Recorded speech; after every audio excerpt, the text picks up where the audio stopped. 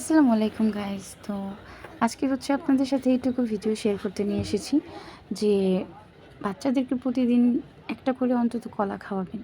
এটা কিন্তু শরীরের জন্য খুবই পুষ্টিকর।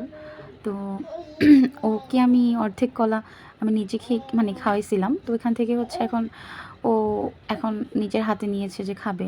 তো এখান দিয়ে আবার ওর মামারা কী করতেছে সেটাও দেখতেছে। এই দেখেন আমার ভাই ওই যে আমার ভাসুরের ছেলেকে নিয়ে মানে দুষ্টামো করতেছে এরকম। তো এখানে আবার হচ্ছে আমার মেয়ে কলাটাকে নিয়ে একদম মানে কী যে একটা অবস্থা করতেছে যে ছিঁড়ে ছিঁড়ে ফালায় দিতেছে। কিন্তু যাই হোক একটু একটু করে হলেও মানে ওদের হাতে দেওয়া দরকার। ওরা হচ্ছে নিজেরটা নিজে খাবে, একটু খাক আর একটু নষ্ট করুক, তারপরেও হচ্ছে পেটে যাবে।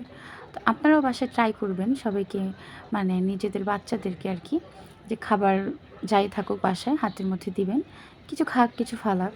তো আমি এইভাবে হচ্ছে ট্রাই করি। এই যে দেখেন আমার মেয়ের শরীরের কী অবস্থা, কলা ফালাইয়া একদম অবস্থা খারাপ করে ফেলছে। বাট এর আগে হচ্ছে অর্ধেক খাইছিল, তো এখন আর কি আর খাবে না সে। তো ওখান দিয়ে হচ্ছে দেখতেছে ওর মামারা কী করে।